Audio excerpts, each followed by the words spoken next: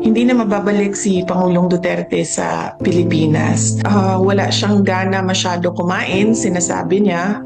Dati pa naman natin alam no, na medyo mahina na yung pandinig ni Pangulong Duterte dahil din sa kanyang edad at medyo mahina na rin yung mata niya dahil din sa edad.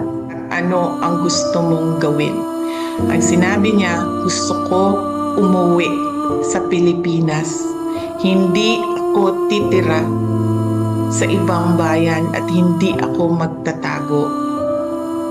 Yun ang sagot niya. Hindi na siya maibabalik.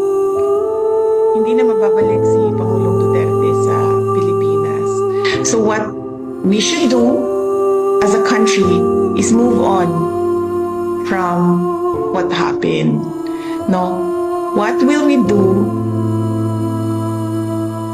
as our ways forward as a country and as a people from what happened? Magalit man tayo, walang papupuntahan yung galit natin.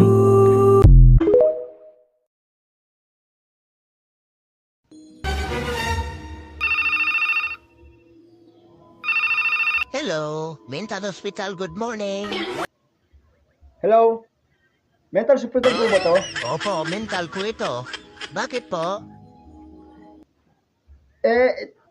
Itatanong ko lang sana kung may pasyente pa ba kayo dyan sa room 123?